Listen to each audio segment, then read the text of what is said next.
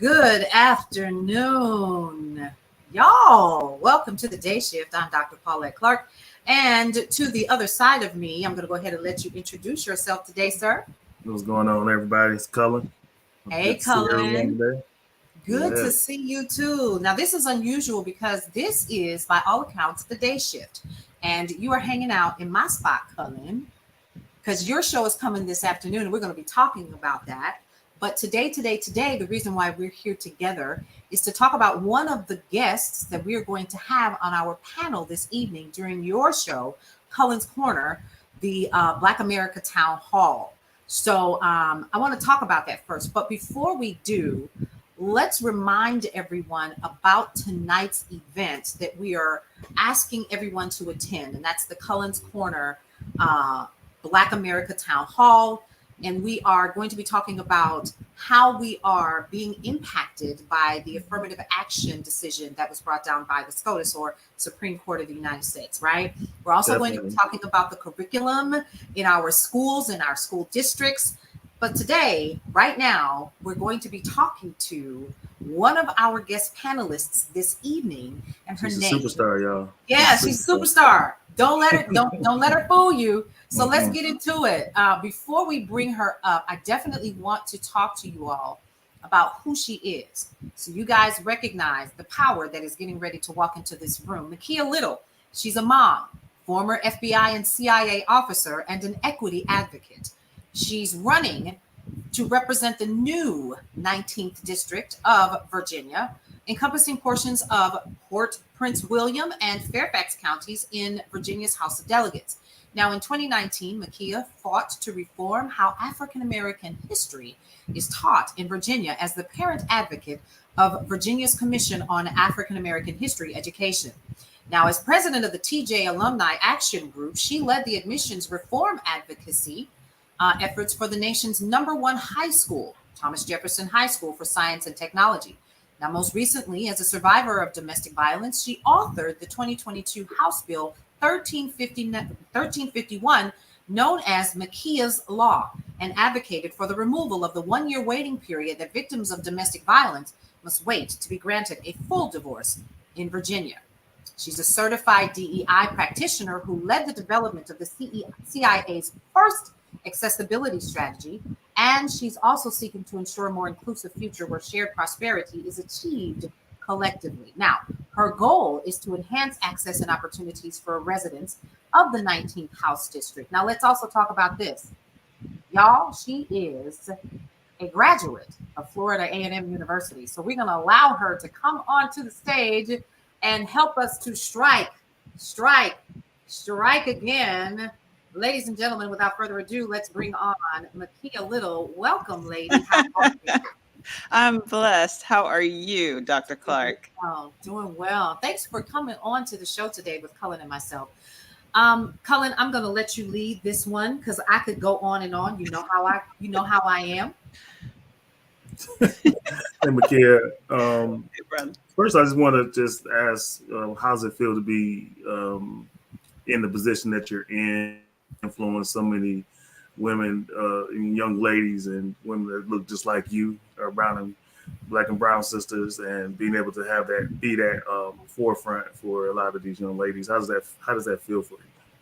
That's a wonderful question. Thank you. And thank you both for allowing me this time and space on your show. I honestly have to say it feels like a privilege. It's easy to get caught up in your own experiences and kind of get into that woe is me. But when you look around and you recognize the privileges that you have to actually fight back, to actually be a voice, to actually stand in a space where most people can't, then you start to humble yourself and realize that even the opportunity to advocate for others is a gift and is a privilege. So it feels like a blessing. Perfect. Because I saw this video of this. There was a CEO. It was a black female CEO of a company, and they were being visited by all these young people, and this one young lady was just telling her how much she appreciates her and that she looks up to her. She sees her in her, and things like that, it makes me say that they are paying attention. So we do need representation, so people can say that I can do what you're doing.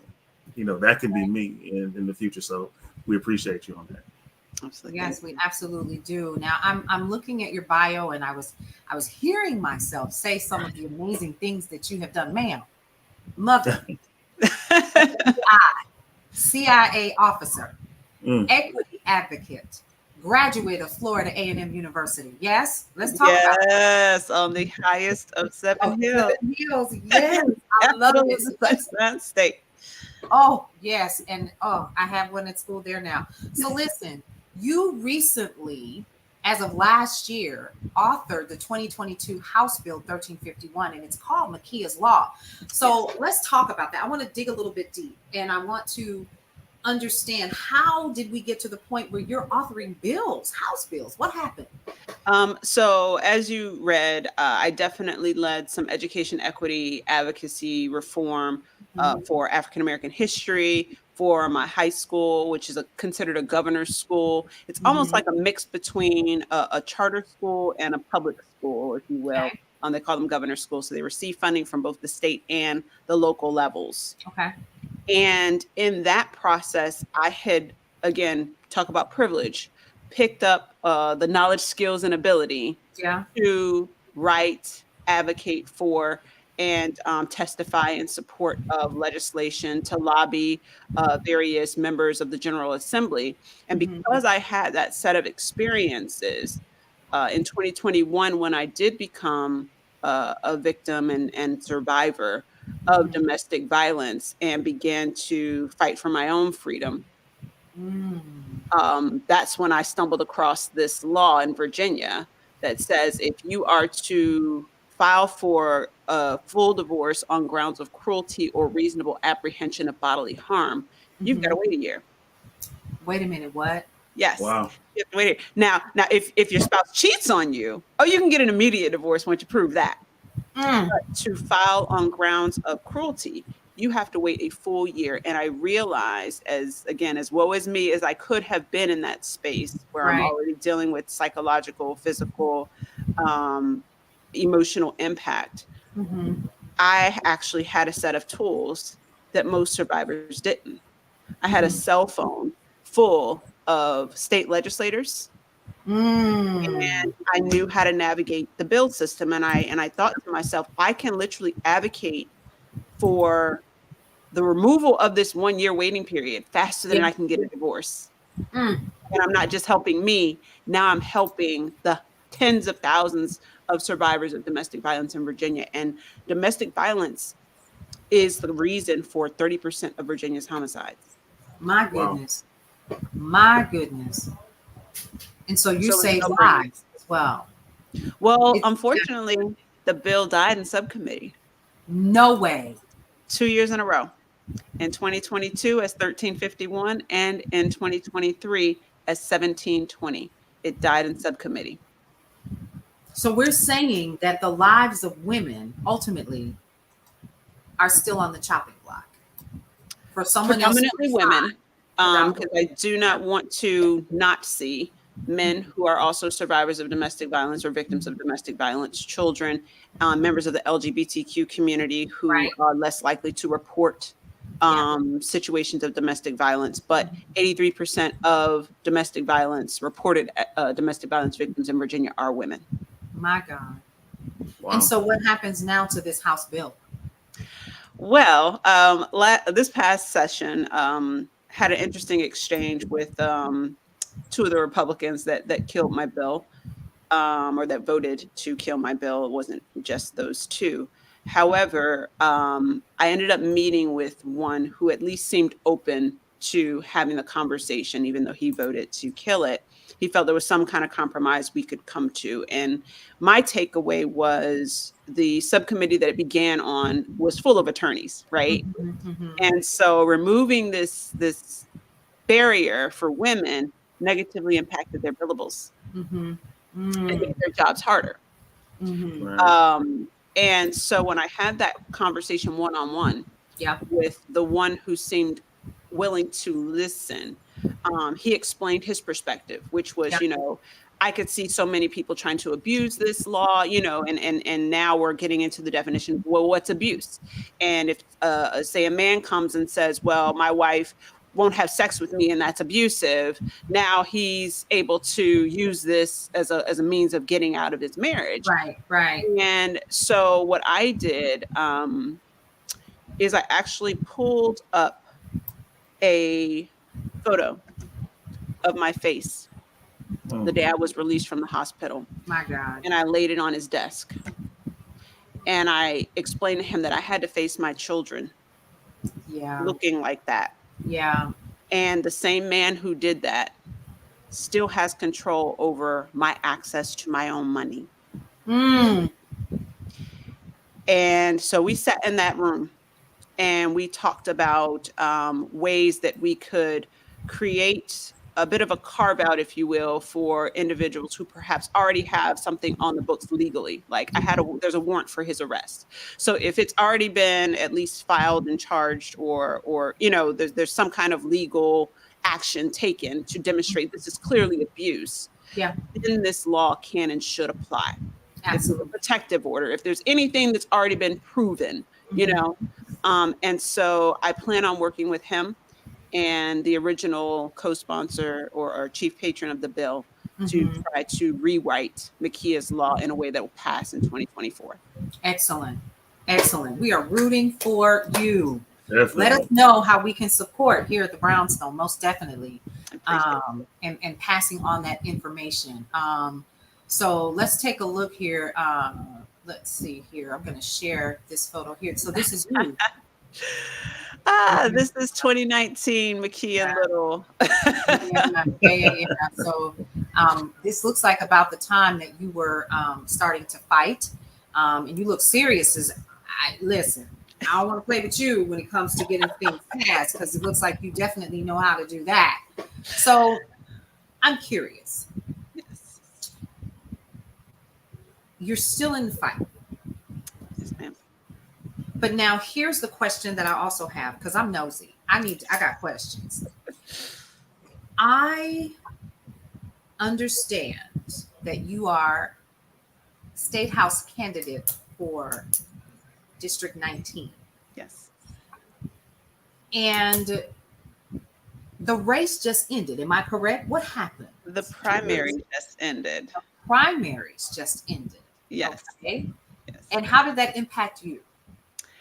That's a wonderful question.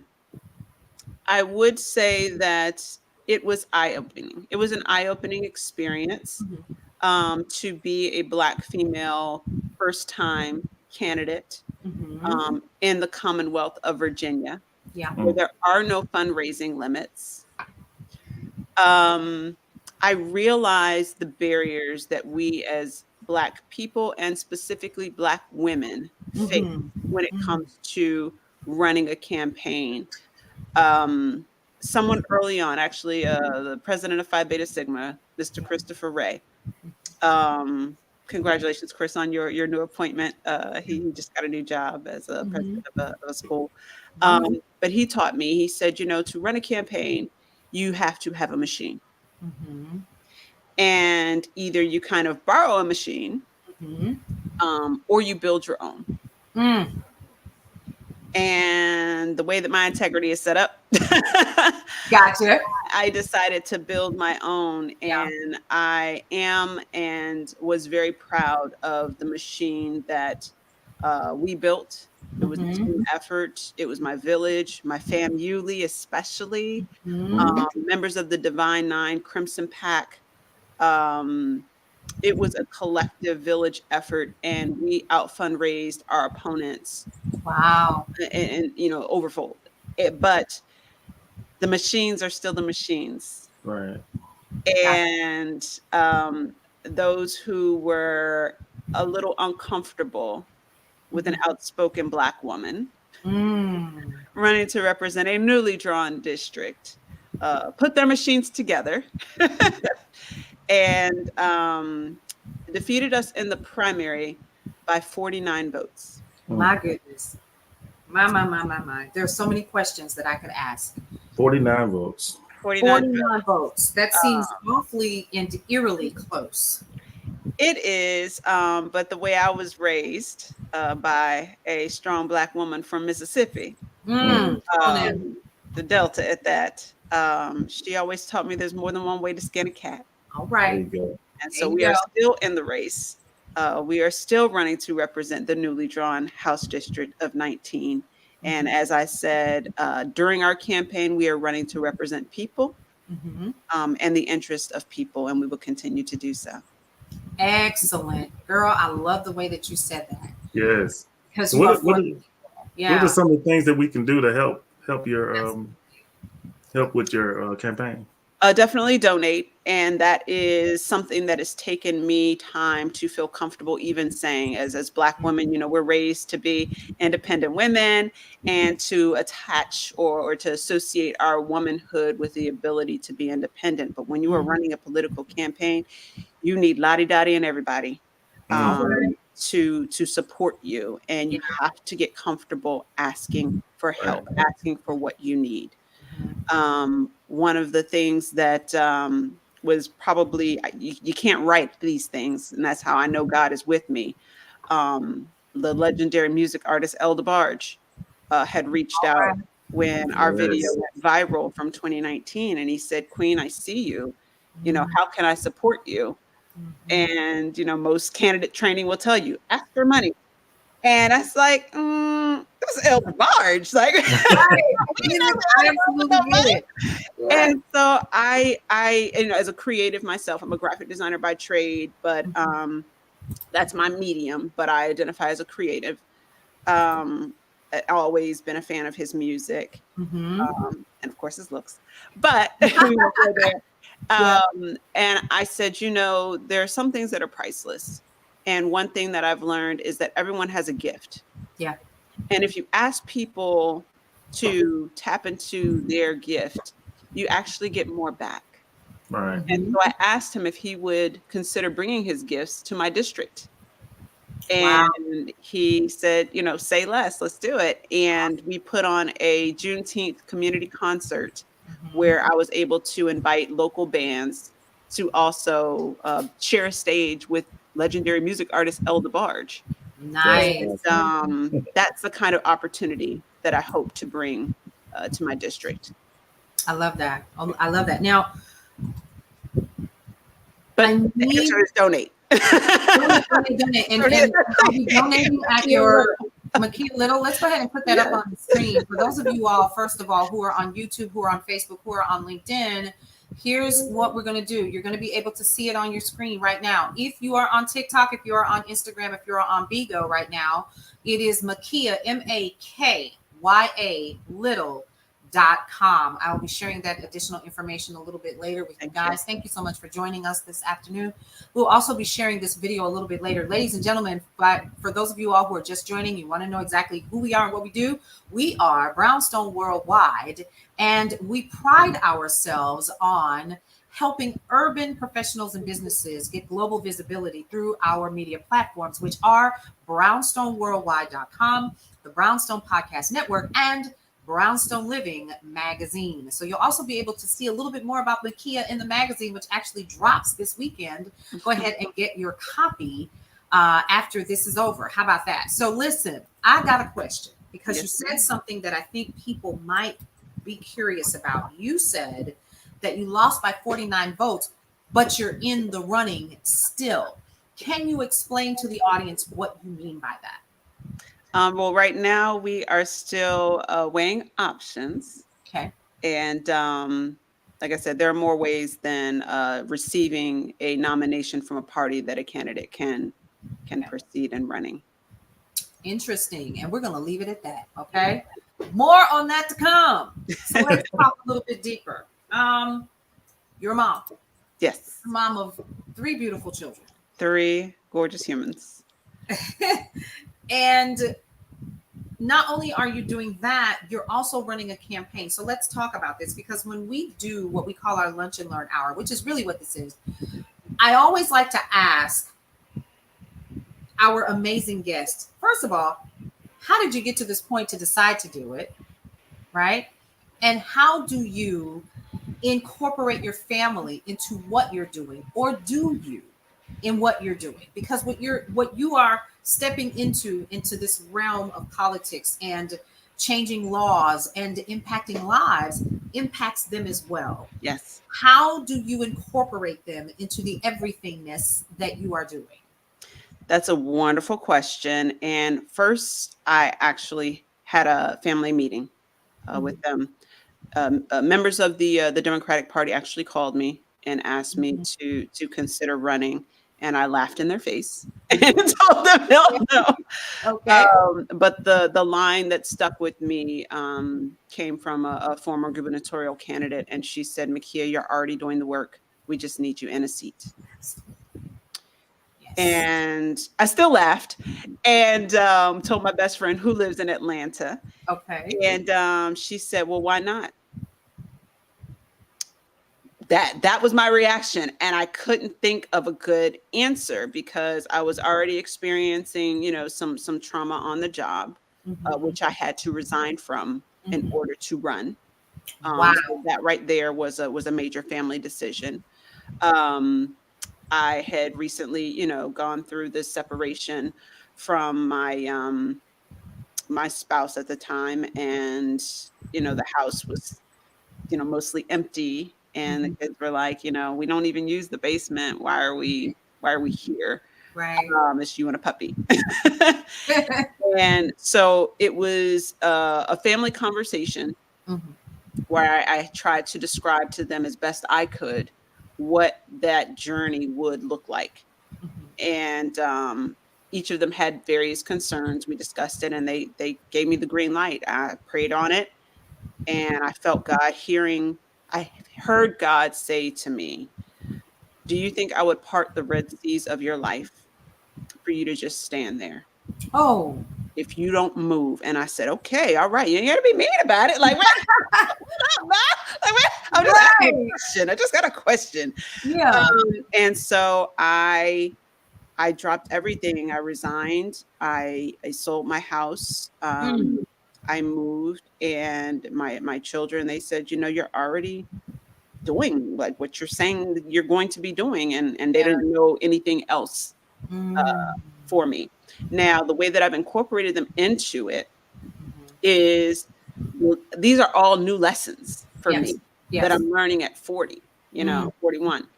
And so the ability to teach them about the political landscape and politics and the lessons that I'm learning on how to be a candidate, how to raise money, how to put together an event, they're now learning at 14, 15. Awesome. 16. My son, he's got his learner's permit. So as I'm knocking doors, he's my campaign driver. He's putting the address in the navigation. I'm hopping out with literature.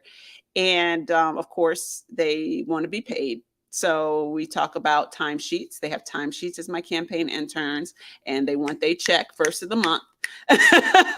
But it's also teaching them integrity with filling out their timesheet, how to calculate things. So it's incorporating the lessons along the way and making sure they understand how it applies to life. Yeah. I love it. And it's so funny because I know that I'm doing the same with mine. And it's interesting because they usually follow in mom's footsteps or dad's footsteps based on what they learn and how we teach. Right. And the best example of teaching, at least for me, is to let them walk it out with us. So they're seeing everything. Absolutely. And the funniest story I think I can share on my son's internalization of the lessons, someone stole his AirPods in school. Wow. In the locker room at gym. And he told me about it. And he's learned now, like, once you read mama in, mama's going nuclear. Like there's no in between. Right. And so he's had to learn, to handle it at the lowest level possible, unless and until you want something blown up, And so he tells me this, and I said, do you want me to handle it? And he thought about it. He said, "You know what? Give me till Friday. If I can't get him back by Friday, then I'll tag you in." Okay. So I said, okay. So Thursday, he walks out of school with his AirPods, smiling. And so, so how did he get them back? Did he tell you? So I asked him, how did you get it back? He said, well, one of my friends, he makes friends very easily.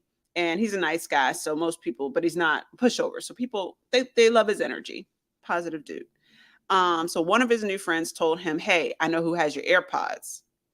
And so he approaches this gentleman in the locker room. And he says, so I know you have my AirPods, but I've got connections. So I'm going to get them back. The question is, do you want to get in trouble? Oh, my. And then he was like, oh, my bad, man. I didn't know they were yours, and he gives them back. Now, that was his version of the story. His sister's version of the story is he told him, my mama knows the principal. Ooh. And I do. I was actually in his wedding. Right. But I think the key is he knew he had power. He didn't abuse it. He didn't get violent or physical. But he was effective. And I told him, I said, son, that's diplomacy. Congratulations. Mommy's proud. Excellent. That's good. Good stuff right there. I love it. And so you're constantly involving your children. And I know that I do the same as well. Would you want your children to follow in what you're doing and impacting, let's say, creating good trouble? So yes, I would. And that's one thing that I've tried to teach them is the value of their privilege, right? The lessons that they're being exposed to right now are not normal. And I had to explain to them, like, this life that you're living, you don't know anything else, but it's not normal. Kicking it with Eldebard, like these things aren't normal. And so the question is what do you do with those experiences in a way to benefit your community? Yeah. And my son, the way that his personality is set up, I could honestly see him being the next Obama. He's very charismatic. He is empathetic. Yeah. He is, like, you just love him. You just gotta love him. My middle girl, she is my emotional side. She gonna burn somebody's house down if I don't teach her how to control that. But I could, her passion is just amazing, and so I could see her being an activist that grabs a hold of an issue and will run it to the ground. My baby girl is the extreme introvert to my extrovert. She's who I would bring to a meeting just to watch the room. And she wouldn't say a word. But at the end of that meeting, she would be able to tell you everybody's motives and what lessons should be learned from it. I see. So I got a powerhouse that I'm building over here. I was gonna say, no idea. Listen, you already have it. You already have it ready and ready to go, and that's excellent. And so we have a quick clip here of you.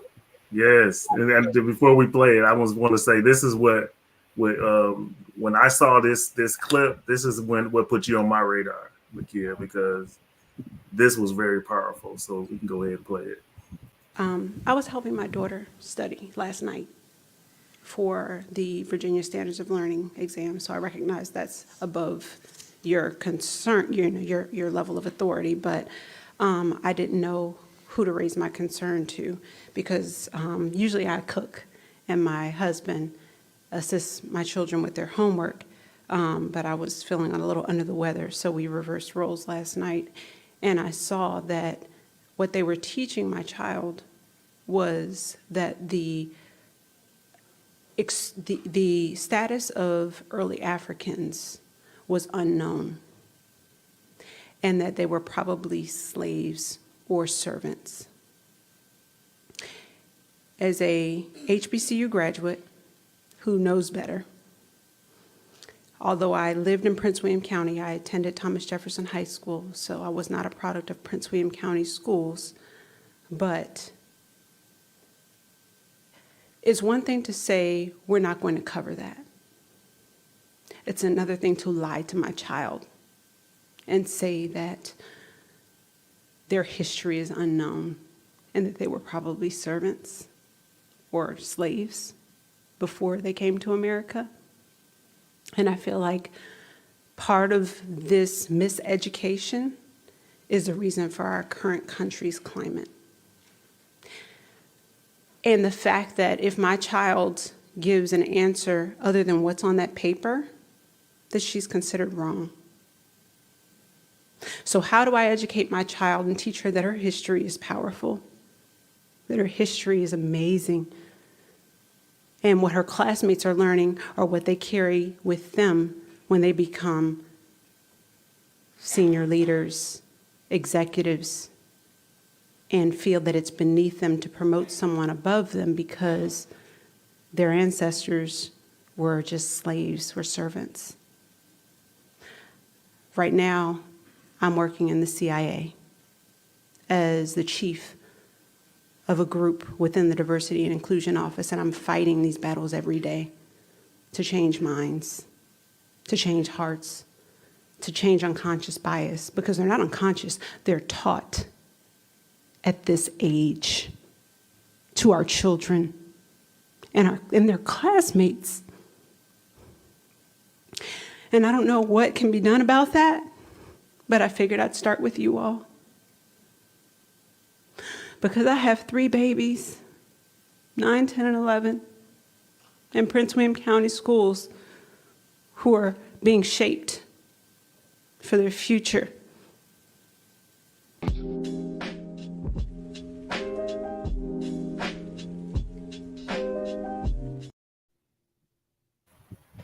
Wow. was powerful. I tell you, that was so powerful. Can you just walk us through your thought process when you went to the board and what happened from it?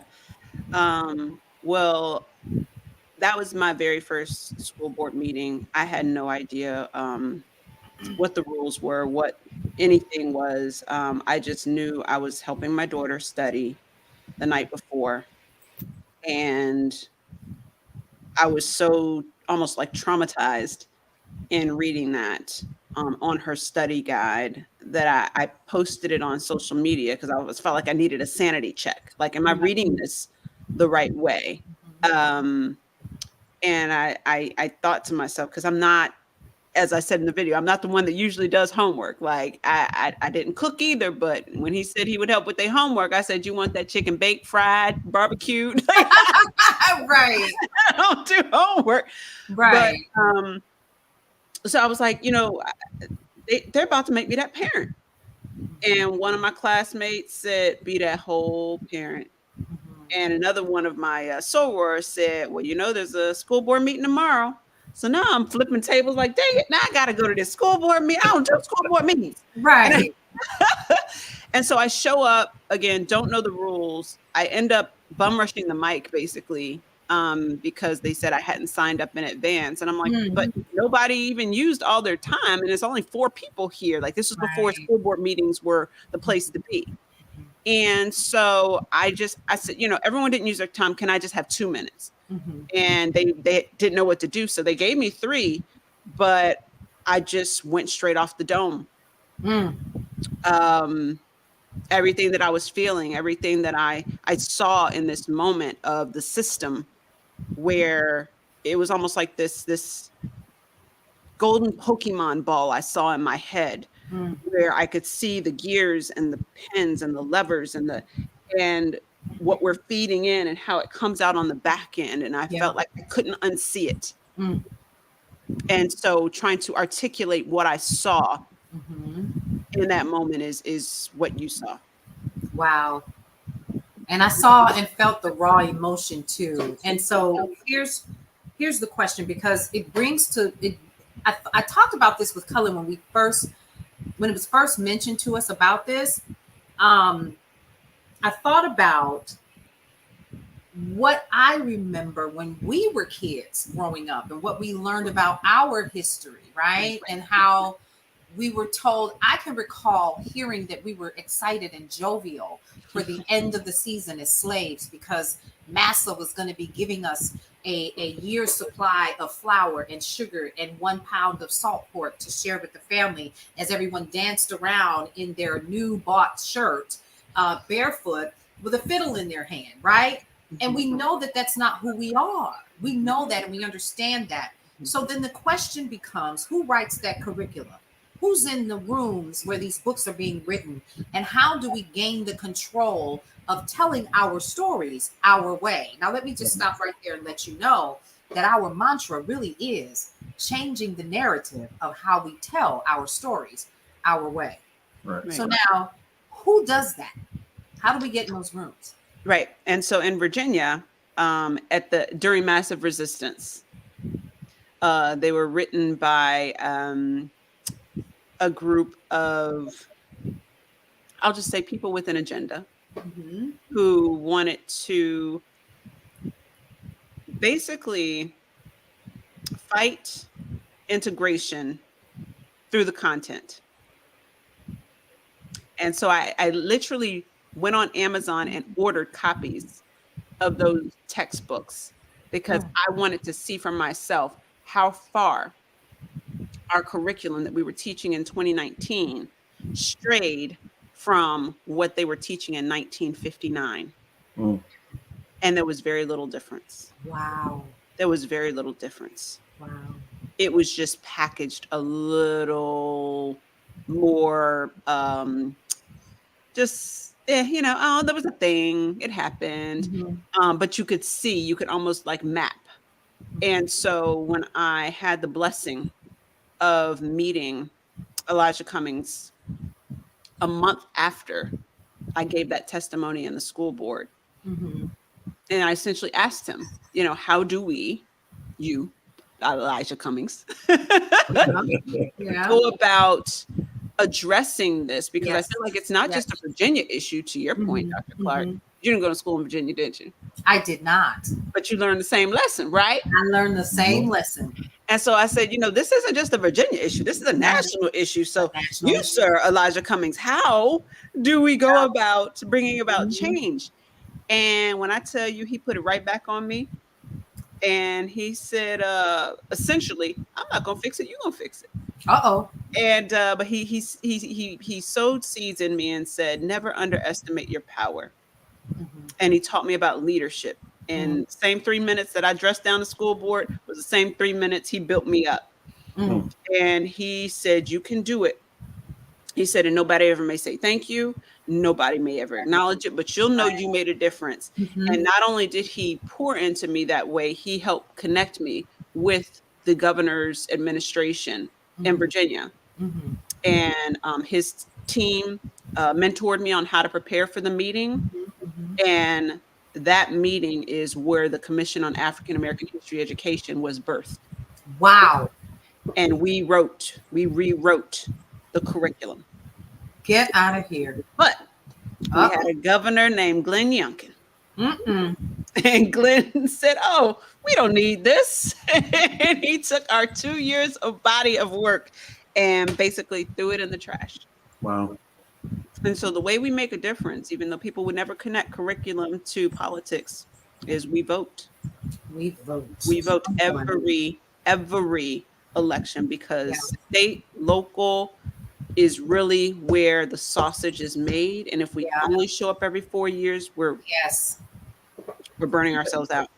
And the thing that really is really impactful right now is that the fact that the people that don't want this history to be taught, our history to be taught the right way, are getting themselves on these boards, are the ones that are being in charge that will vote down whatever you did in 2019. That this doesn't matter. We're going to vote you down. So it's not even getting to the level now where we can make a difference, and we have to start voting to vote these people out, because that matters. Those, like you said, those little every election that you can come, the school board elections to the primary elections, everything matters.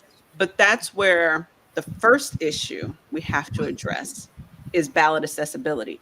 Yes. Who can get on the ballot and how can one get on the ballot?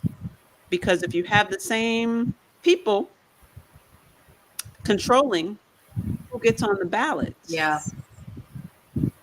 never see the change that you seek. Yeah. So here's my creative brain coming into play. And I had an opportunity to see Kathy Hughes Yes. of TV One and all of the other ones. Radio One. Radio One. She's the one. Right. And this woman who is in her 70s said something. This has been about 3 weeks ago. I was literally in the back. Y'all don't even know. She's like my idol forever. I was in the back in tears the entire time she was speaking, and she said something, and I'm going somewhere with this. She said something that I would never forget. She said that the platforms that she owns, number one,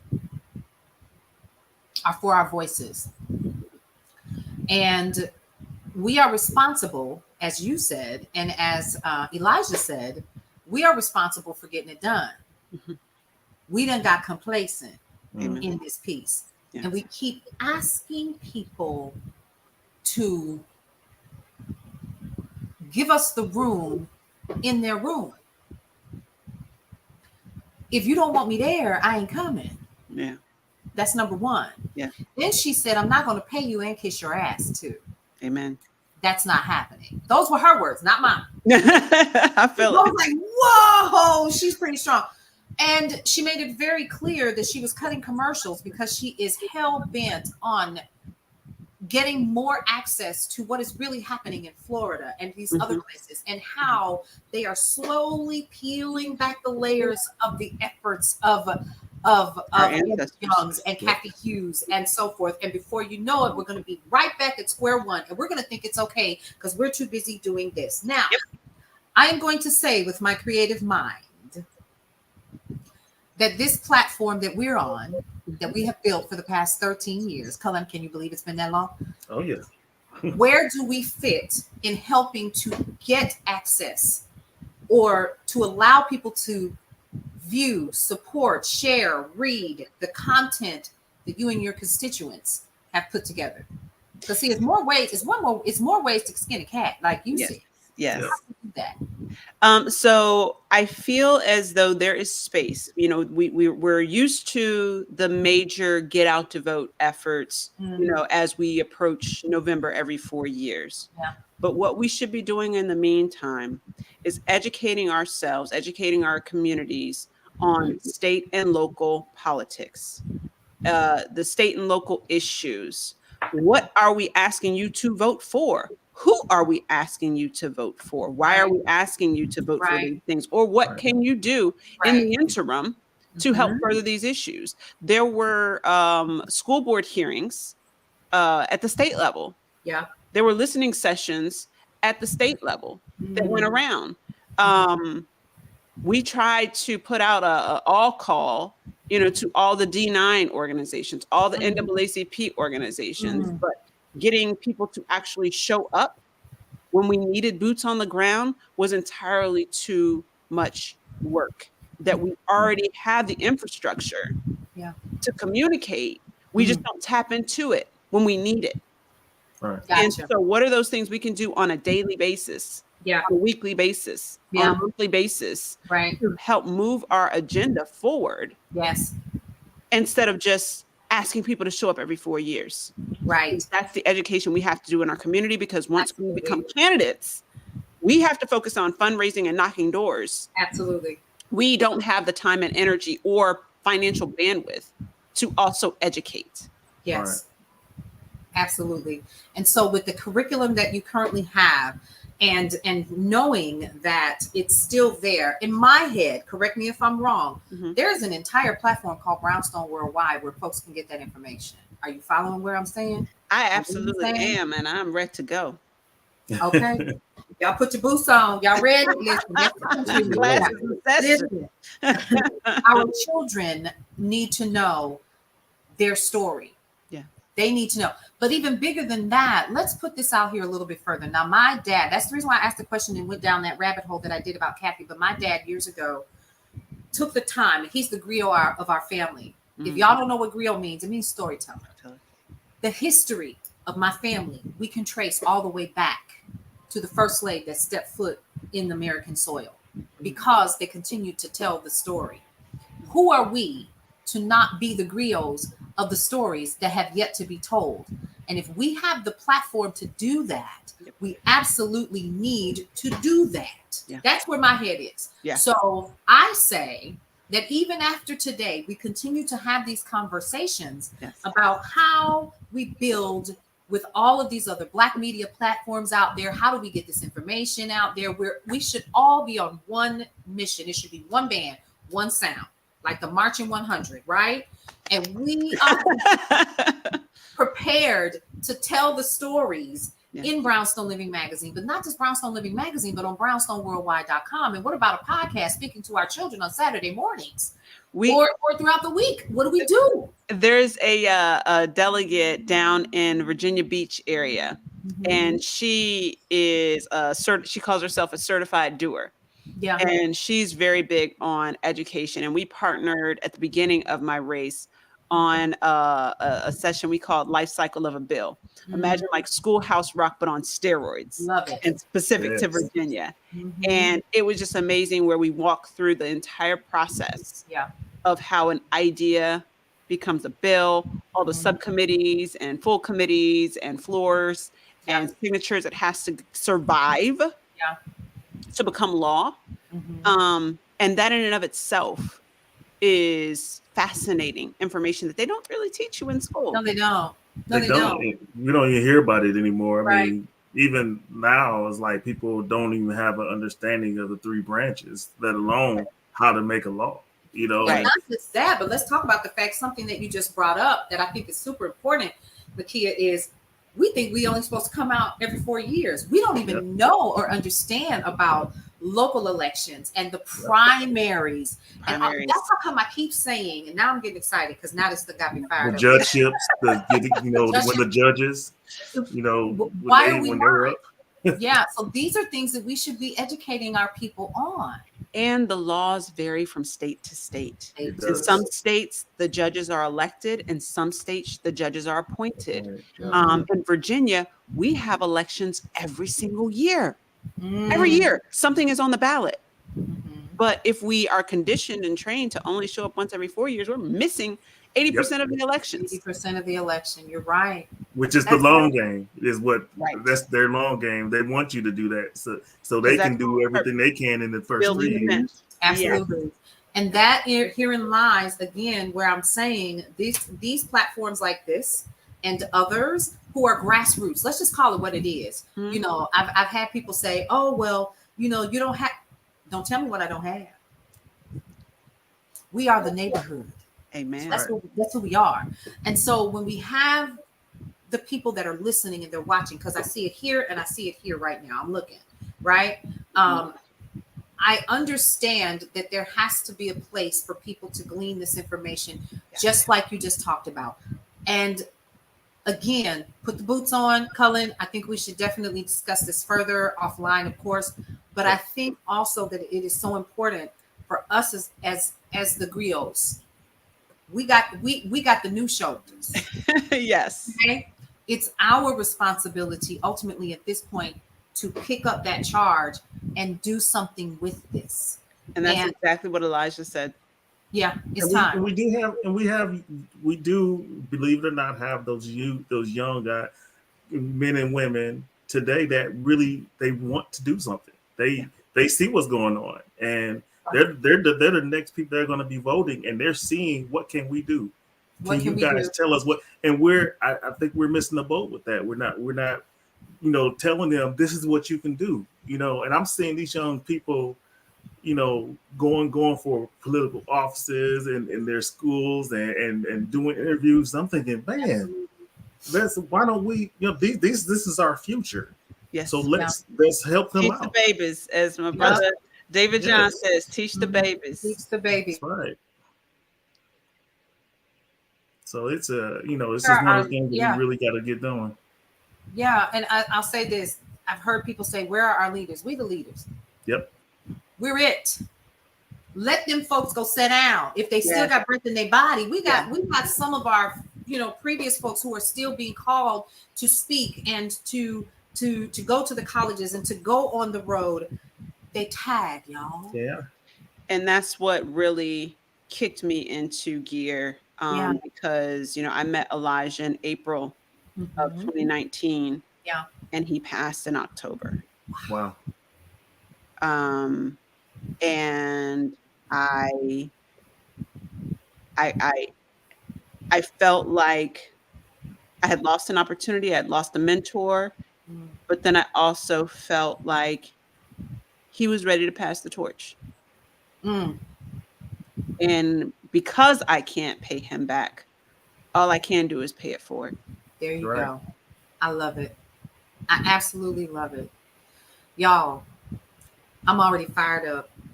Okay. Man. That saying, that passion is shot up in my bones, like the old folks say. Listen, I knew I didn't have no business getting on this call. I'm teasing. So listen. Woo! All right. So listen, we got about 3 to 4 minutes left before it's time for us to wrap up. Makya Little, we appreciate you for coming on with us today, hanging out, giving us your story, telling us what your charge is and who you are. And girl, I'm proud to know you. I'm honored, right? Because you're stepping into shoes that many of us, by all accounts, are scared to do because we're scared we're gonna lose something. Oops. Yeah, we might be interviewing the next president one day. Come on now. Oh, Lord. Never know. But listen, here's what we want to do. We want to make sure that you guys are fully aware of what's happening this evening with Brownstone Worldwide and our amazing panelists this evening, Makya Little. And we're also going to have Dr. Alvin Tillery, who is going to be on this call as well, in addition to the Brownstone Worldwide Air personalities and podcasters. So we're super excited about this. We want you guys to come and hang out with us. I'm going to try to shut up and not talk as much and let y'all do the talking. So we actually came up with a list of questions to keep me quiet. That's a joke. But do you have one final word for our audience? I will just, again, pay it forward and just say what Elijah taught me. Never underestimate your power. Wow. Never underestimate your power. Excellent. I love it. Love it. Cullen, do you have any final words about tonight or anything? I'm just come out and listen to tonight. You guys, it's going to be one of many that it's not a one-off. This is just the beginning. And just like Makya said, this is time to pay it forward, and it starts tonight. Absolutely. Tonight at 8 p.m. You can follow us on Brownstone Worldwide, YouTube. Go ahead and subscribe to the channel. And guess where else you can find us? brownstoneworldwide.com/BWTV. That's tonight. You guys, we got to go. This is a lot happening. I need to refresh and figure out what I'm going to wear tonight. No, I'm teasing.